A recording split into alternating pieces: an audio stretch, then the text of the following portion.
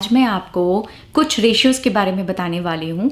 There are going to be 6 of these ratios in this video today and मैं आपको ये भी बताऊँगी कि किस तरीके से हर रेशियो की अपनी इम्पोर्टेंस है और हर रेशियो से आप कुछ ना कुछ कंपनी की परफॉर्मेंस के बारे में जान सकते हैं. यहाँ पे एक बात और ख़ास जानना ये ज़रूरी है कि आपके जो ये रेशियोज़ होते हैं, हर रेशियो एक बात नहीं बताता. ऑब्वियस सी बात है ये तो. हर रेशियो आपको एक अलग चीज़ बताएगा. कुछ रेशियोज़ आपको प्रॉफिटेबिलिटी के बारे में बताएंगे, कुछ आपको लेवरेज के बारे में बताएंगे, कुछ आपको टर्नओवर के बारे में बताएंगे. So there are going to be separate kind of categories of these ratios which are going to tell you something different each time. Let's get into the first one that I have for you. चलिए जल्दी से start करते हैं अपने पहले ratio के साथ जिसका नाम है EPS, earnings per share. EPS एक ऐसा रेशियो है जो आपको ये बताता है कि कंपनी कितना कमा के दे रही है अपने एक शेयर के ऊपर. ठीक है, ये रेशियो हम निकालते हैं इक्विटी शेयर होल्डर्स के लिए. तो मैं ये मान के चल रही हूँ कि आपको इक्विटी और प्रेफरेंस शेयर होल्डर्स के बीच का फ़र्क मालूम होगा. अगर नहीं मालूम तो मैं आपको एक हल्का सा आइडिया दे देती हूँ. इक्विटी शेयर होल्डर्स वो होते हैं जो कंपनी के एक्चुअल ओनर्स होते हैं. ठीक है, और प्रेफरेंस शेयर होल्डर्स ऑल्दो वो शेयर होल्डर होते हैं मगर उनका return most of the times fix होता है और उनको हर साल अपना रिटर्न मिलता रहता है. तो उनका डिविडेंड हर साल कंपनी को देना होता है. इक्विटी शेयर होल्डर्स को डिविडेंड तब मिलता है जब उनका प्रॉफिट हुआ होता है किसी पर्टिकुलर साल में, अदरवाइज उनको डिविडेंड नहीं मिलता है. ईपीएस आपको ऐसी बात बताता है कि कंपनी ने कितना कमाया, कंपनी की जो नेट इनकम है उसमें से आप हटा देते हैं एक्स्ट्रॉर्डनरी आइटम्स को. एक्स्ट्रॉर्डनरी आइटम्स वो आइटम्स होते हैं जो किसी पर्टिकुलर साल के अंदर कोई ऐसा नुकसान या कोई ऐसा प्रॉफिट जो दोबारा नहीं होगा. जैसे कोई बिल्डिंग बिक गई कंपनी की. अब कंपनी का बिजनेस तो है नहीं बिल्डिंग बेचने का, तो अगर बिल्डिंग बिकी है तो वो एक ऐसा इवेंट है जो वन ऑफ टाइम्स हुआ है, आगे नहीं होगा. राइट, तो ऐसे आइटम्स के प्रॉफिट या लॉस को, अगर प्रॉफिट हुआ है तो आप नेट इनकम में से उसको हटा देंगे और अगर लॉस हुआ है तो आप नेट इनकम में उसे ऐड कर देंगे. ठीक है, उसके इफेक्ट को नलिफाई करने के लिए. ईपीएस आपको यह बताता है कि कंपनी कितनी प्रॉफिटेबल है.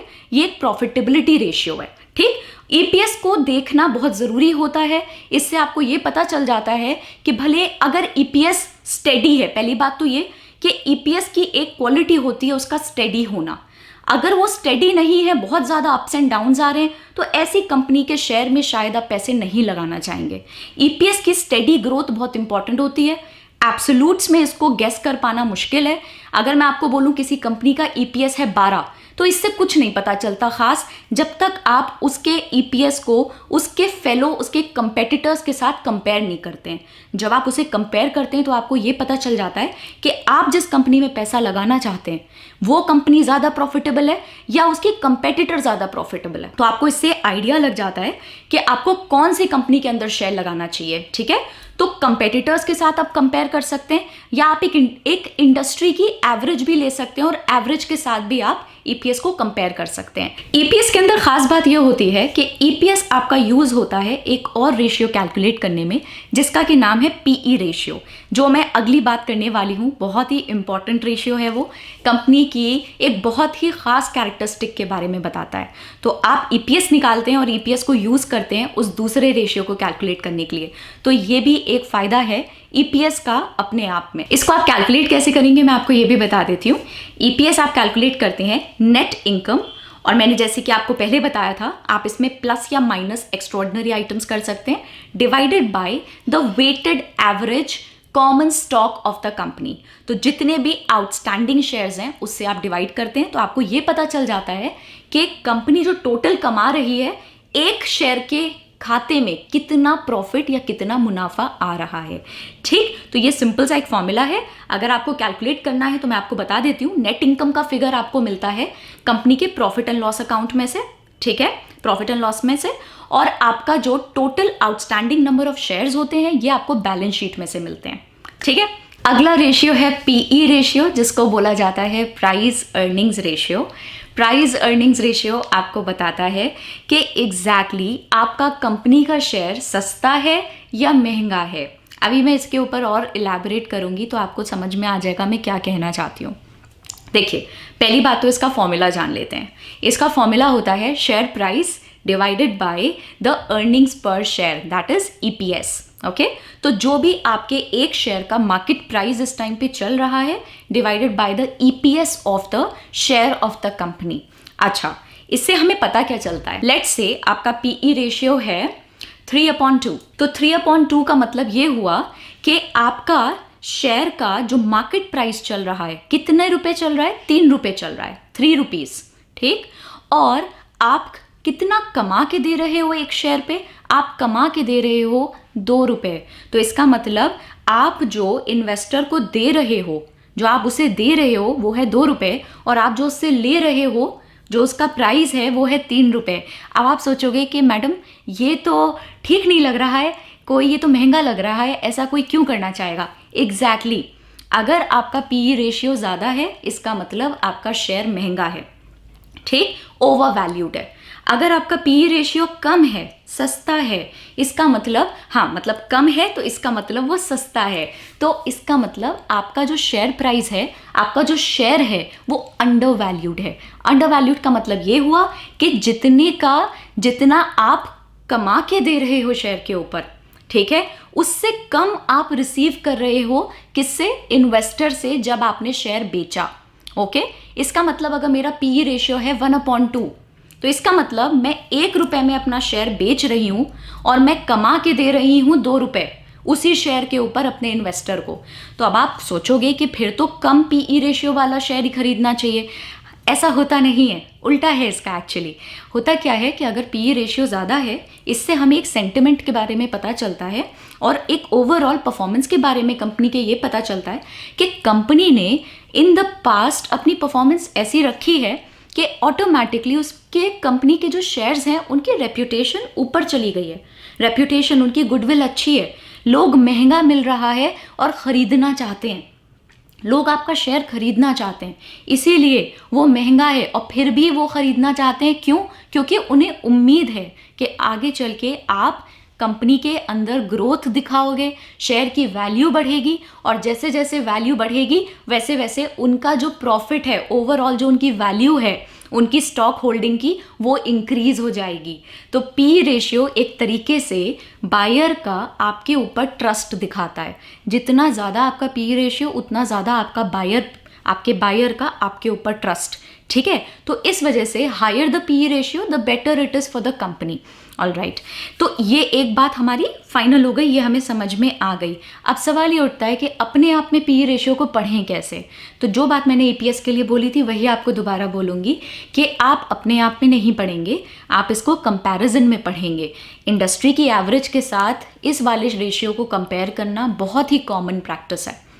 आपको कभी भी अगर किसी भी कंपनी के शेयर का पीई रेशियो को स्टडी करना है, आप हमेशा उसके इंडस्ट्री के एवरेज के साथ उसे कंपेयर करेंगे और साथ में अगर आपका मन करे, आपके पास समय हो, आप टाइम देना चाहते हो चीज़ों को समझने में, तो आप उसके कंपेटिटर्स के साथ भी उसको कंपेयर करके एक बार देख सकते हैं, ठीक है। तो ये बात हमें समझ में आ गई। तो अब हम अगले रेशियो की तरफ चलते हैं। अगला रेशियो है हमारा debt equity ratio. Debt equity ratio का फॉर्मूला होता है डेट अपॉन इक्विटी। ये हमें ये बताता है कि एक कंपनी में बाहर वालों का पैसा कितना लगा हुआ है और अंदर वालों का पैसा कितना है। बाहर वाले होते हैं वो लोग जिन्होंने आपको लोन दिया है, ठीक है, वो होते हैं डेट, उसको हम डेट कहते हैं। डेट का मतलब हो गया long term borrowing of a company, ठीक है। और इक्विटी होती है शेयर होल्डर्स का पैसा जो कंपनी के अंदर लगा है, ठीक। दोनों के बीच में फ़र्क ये होता है कि डेट पे आप इंटरेस्ट पे करते हो और इक्विटी पे आप डिविडेंड पे करते हो, ठीक। डिविडेंड एक मैंडेटरी पेमेंट नहीं है, डेट के ऊपर जो आप इंटरेस्ट पे करते हो वो एक मैंडेटरी पेमेंट है, ठीक है। अब थोड़ा सा आपको फॉर्मूला अगर समझ में आ गया हो तो अब हम इसके बारे में थोड़ा और समझने की कोशिश करते हैं कि ये रेशियो एग्जैक्टली हमें बताता क्या है। डेट इक्विटी रेशियो का एक एग्जांपल लेती हूँ। Let's say the debt equity ratio of a company is 2/1। तो 2/1 का मतलब ये हुआ कि 2 रुपये लगे हैं हमारे लोन के हमारी कंपनी में और 1 रुपया लगा है इक्विटी शेयर होल्डर्स का। अब इससे हमें क्या पता चलता है कि ये अच्छा है, ये बुरा है, कैसे समझें इसको। तो पहले मैं आपको बता दूं कि आइडियल डेट इक्विटी रेशियो होता है 1। इसका मतलब 1 रुपया अगर शेयर होल्डर्स का तो 1 रुपया बाहर वालों का, जिसको हम लोन कहते हैं। तो 1 रुपया लोन से आया है और 1 रुपया शेयर होल्डर्स से आया है, तो ये आइडियल रेशियो है। बट कभी भी आइडियल एज सच आपको देखने को नहीं मिलेगा, थोड़ा बहुत ऊपर नीचे तो आपको देखने को मिलेगा ही, ठीक। अब इसके अंदर 2-3 बातें हैं समझने वाली। पहली बात ये कि अगर आपको एक ट्रेंड दिख रहा है कंपनी का कि डेट इक्विटी रेशियो उसका राइज होता जा रहा है, टाइम के साथ वो बढ़ता जा रहा है, तो इसका मतलब कंपनी उधारी लेती जा रही है, उधारी लेती जा रही है, लेती जा रही है, लेती जा रही है। तो अब ये होती है डेंजरस सिचुएशन, इसमें हम फंस सकते हैं क्योंकि हमें ये नहीं मालूम कि कंपनी ये पैसा वापस कर पाएगी कि नहीं। इतना ज़्यादा लोन लेती जा रही है तो क्या ये आगे चल के कहीं डूब तो नहीं जाएगी। तो इस वजह से आपका राइजिंग डेट इक्विटी रेशियो एक नेगेटिव इंडिकेटर होता है। It should not rise very frequently, ठीक है। ये बात आपको क्लियर हो गई हो तो अब हम दूसरे पॉइंट की तरफ चलते हैं। डेट इक्विटी रेशियो का ना तो हाई होना हमारे लिए फेवरेबल है और ना बहुत ज़्यादा लो होना हमारे लिए फेवरेबल है। हाई का मतलब ये है कि बहुत ज़्यादा हमारे ऊपर कर्जा है, तो इसकी वजह से हमें फ्यूचर में और ज़्यादा लोन लेने में दिक्कत आएगी, ठीक है। तो ये तो हाई की प्रॉब्लम हो गई। लो में भी प्रॉब्लम है। लो का मतलब ये कि आप बाहर वालों से पैसा ले ही नहीं पा रहे हो। आप ज़्यादातर या तो आप ले नहीं पा रहे हो, आपकी क्रेडिट वर्दीनेस कम है, या फिर आप अगर ले रहे हो पैसा तो ऐसे केस में आपके साथ प्रॉब्लम ये आ रही है कि आपका जो शेयर होल्डर्स का बेस है वो इंक्रीज होता जा रहा है, ठीक है। और प्रॉब्लम क्या है, आप शेयर होल्डर्स का बेस जैसे जैसे इंक्रीज करोगे ऑटोमेटिकली जो भी कंपनी कमा रही है वो ऑटोमेटिकली ज़्यादा लोगों में डिवाइड होने लग जाएगा। अगर वो ज़्यादा लोगों में डिवाइड होगा तो फिर हर बंदे के खाते में कम पैसा आएगा, राइट। तो इसका मतलब आप जो इंक्रीजिंग प्रॉफिट्स हैं आपकी कंपनी के, प्रॉफिट जैसे समय से चलते रहते हैं, थोड़ा थोड़ा करके हर कंपनी से एक उम्मीद होती है कि प्रॉफिट बढ़ते जाएंगे समय के साथ, राइट। तो आपके जो इंक्रीजिंग प्रॉफिट्स हैं आप उसका फायदा नहीं उठा पा रहे हो, आप फायदा नहीं उठा पा रहे हो। और आप जो कि अगर आपको मालूम हो इक्विटी और डेट के कंपैरिजन में डेट सस्ती होती है, इक्विटी महंगी होती है, ठीक है। तो डेट सस्ती होती है, इसका मतलब आप इंक्रीजिंग प्रॉफिट्स में फायदा नहीं उठा पा रहे हो और आप फाइनेंशियल लेवरेज का बेनिफिट नहीं ले पा रहे हो। इसका मतलब आप सस्ता पैसा नहीं उठा पा रहे हो मार्केट से, आपको महंगा पैसा उठाना पड़ रहा है। महंगा पैसा कौन सा, इक्विटी उठानी पड़ रही है, तभी तो आपका डेट इक्विटी रेशियो काफ़ी लो है या लो जा रहा है, क्योंकि आप बाहर से पैसा नहीं ले रहे हो, आप शेयर होल्डर्स को बढ़ा रहे हो, आप कंपनी के अंदर इक्विटी लगा रहे हो। तो लो भी अच्छा नहीं है, हाई भी अच्छा नहीं है, एक सस्टेनेबल सा 1 के आसपास, थोड़ा 1.5 1.7, मगर हाँ एक एब्सोल्यूट नंबर मैं आपको बिल्कुल नहीं देना चाहूँगी क्योंकि वो गलत होगा। अगेन आपको कंपेयर करना है कंपेटिटर्स के साथ, आपको कंपेयर करना है इंडस्ट्री के साथ, आपको आइडिया लग जाएगा कि डेट इक्विटी रेशियो कंपनी का कैसा है और कंपनी कैसे परफॉर्म करके दे रही है, ठीक है। कंपनी कहाँ से पैसा उठा रही है और कहीं कंपनी खतरे में तो नहीं है कि बहुत ज़्यादा कर्जा ले लिया है तो ये डूब जाएगी आगे चल के। ये सारी चीज़ें आपको डेट इक्विटी रेशियो से क्लियर हो जाती हैं। अगला रेशियो जो मैं आपको बताने वाली हूँ इसका नाम है return on equity. Return on equity से हमें ये पता चलता है कि कंपनी कितना प्रॉफिट कमा के दे रही है अपने शेयर होल्डर्स को, ठीक है। तो अब आप कहोगे मैडम ईपीएस और आरओई में फ़र्क क्या है? फ़र्क है। वहाँ पे आप पर शेयर कैलकुलेट करते हो, यहाँ पे आप टोटल पे कैलकुलेट करते हो, ठीक है। कि टोटल कितना परसेंट, आरओई जो होता है आपका वो परसेंटेज के टर्म्स में कैलकुलेट होता है, ईपीएस आपके एब्सोल्यूट नंबर्स होते हैं, ठीक है। तो हाँ दोनों आपस में जुड़े हुए हैं, बट हम अभी उसमें नहीं जाना चाहते। पहले हम रिटर्न ऑन इक्विटी को समझ लेते हैं। रिटर्न ऑन इक्विटी का सिंपल सा फॉर्मूला है, that is the total profit of a company divided by the total equity of a company, ठीक है। तो इसका मतलब ये कि आपका, अब मैं एक एग्जाम्पल के तौर पे समझाऊंगी आपको, 2 कंपनीज का एग्जाम्पल ले लेते हैं, ठीक। देखिए अपने आप में कितना प्रॉफिट है कंपनी का, सिर्फ उससे ये पता नहीं लगाया जा सकता कि कंपनी बहुत अच्छा कर रही है या बड़ा खराब कर रही है, ठीक। तो प्रॉफिट के फिगर से आइडिया नहीं लगता, पता तब चलता है जब आपको ये पता हो कि ये प्रॉफिट कितने लोगों में बंटना है ना।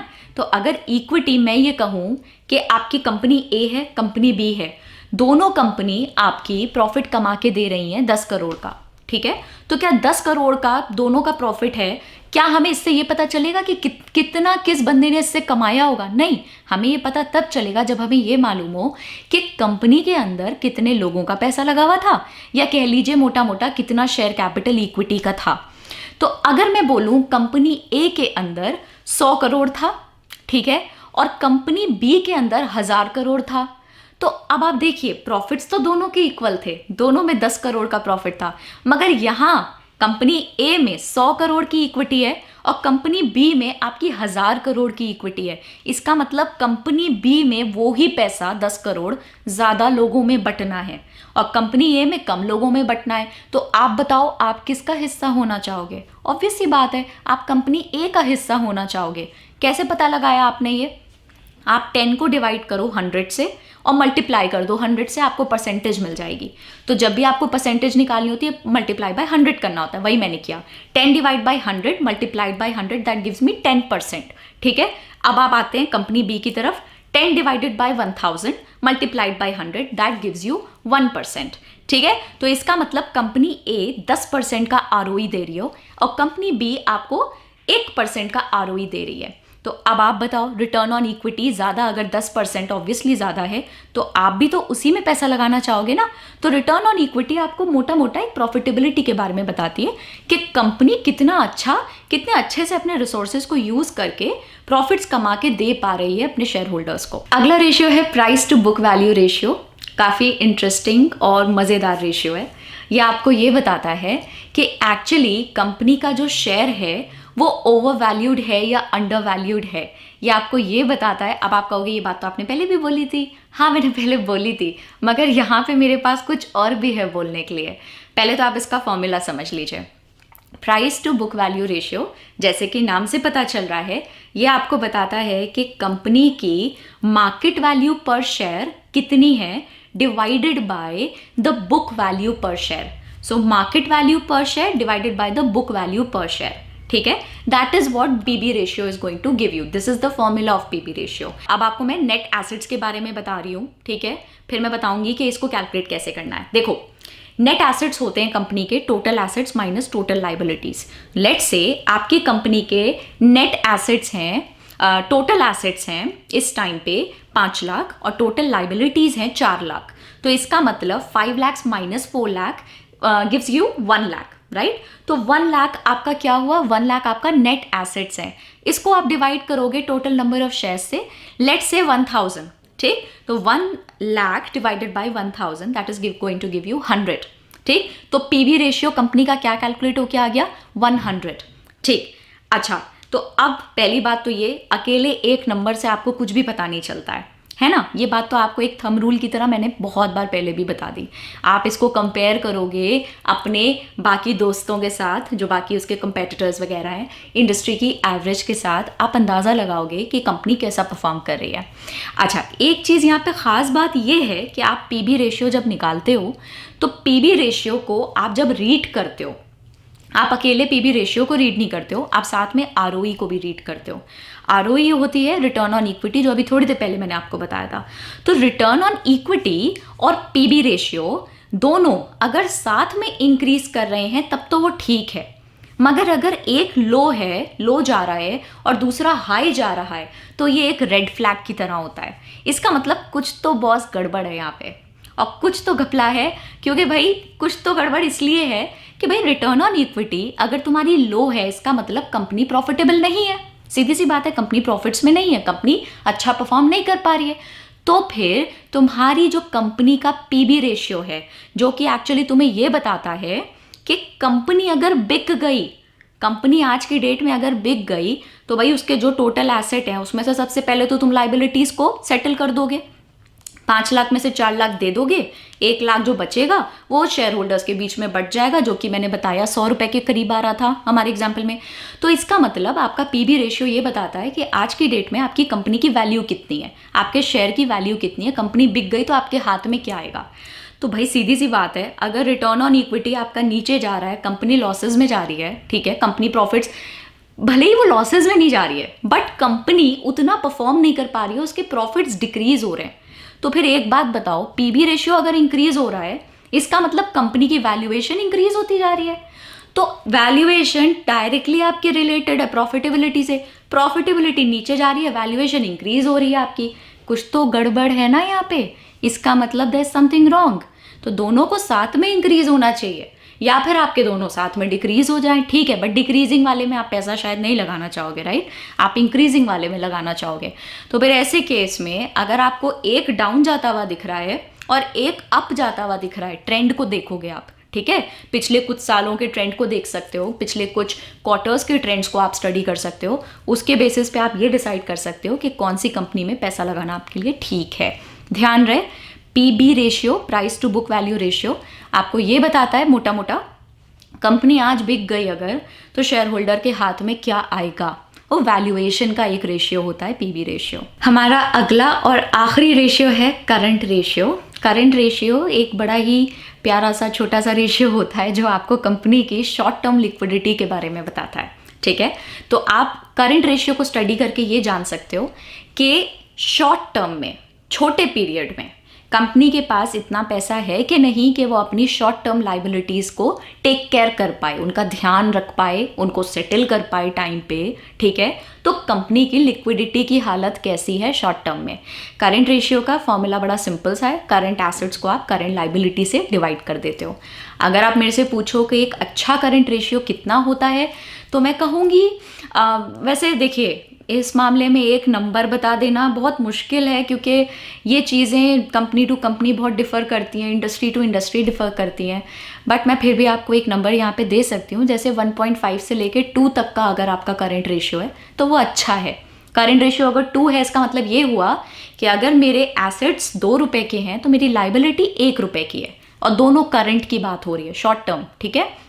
करंट एसेट मेरे 2 रुपये के हैं तो करंट लाइबिलिटी मेरी 1 रुपये की है। तो इसका मतलब ये कि मेरे पास 2 रुपये हैं और मुझे किसी को 1 रुपये देना है, तो इसका मतलब मेरे पास है पैसा, मैं दे सकती हूँ। अगर मुझे देना हो तो उस 2 रुपये में से 1 रुपये मैं उसको पकड़ा दूंगी और मेरे अगेंस्ट कोई भी बतंगड़ नहीं बनाने वाला कि भाई मेरे पैसे दे दे, मेरे पैसे दे दे। वैसा कोई प्रॉब्लम नहीं होने वाला है, राइट। तो करंट रेशियो आपको ये बताता है कि भाई कंपनी ठीक ठाक चल रही है कि नहीं है, इसके जेब में पैसा है कि नहीं है, ठीक है। तो करंट रेशियो वैसे अपने आप में, आप अगर मुझसे पूछें कि क्या ये ऐसा रेशियो है कि इसके बेसिस पे आप कोई डिसीजन लें, तो मैं कहूँगी नहीं। अपने आप में अकेला ये एक ऐसा रेशियो नहीं है कि जिसके बेसिस पे आप कोई भी मेजर डिसीजन अपने पैसे से ले पाएँ। आपको और भी रेशियो देखने पड़ेंगे क्योंकि करंट रेशियो एक छोटे टर्म के लिए आपको चीज़ें बताता है, राइट। अगर आपको बड़े टर्म पे और लॉन्ग टर्म डिसीजंस लेने हैं तो करंट रेशियो से भी ज़्यादा इंपॉर्टेंट रेशियोज वो हैं जो मैं आपको पहले बता चुकी हूँ। बट फिर भी करंट रेशियो को एक बार आप देख लेंगे तो अच्छा रहेगा। आपको एटलीस्ट एक तसल्ली रहेगी कि हाँ, आपने जिस कंपनी में पैसा लगाया है उस कंपनी की हालत ठीक है, जेब में पैसा है, फाइनेंशियली अच्छे डिसीजन लेती है, कोई भी ऐसे काम नहीं करती है कि इसको शॉर्ट टर्म में कोई दिक्कत हो। So this was it. मुझे आपको यही 6 रेशियोज़ के बारे में बताना था। आई होप आपने इस वीडियो से कुछ सीखा होगा। मुझे ये वीडियो बनाने में आपके लिए बहुत मज़ा आया। अगर आपको ये वीडियो अच्छी लगी हो तो मुझे कमेंट्स में प्लीज़ बताइएगा। I would love to hear from you and hope to see you again. So you take care of yourself. Bye bye.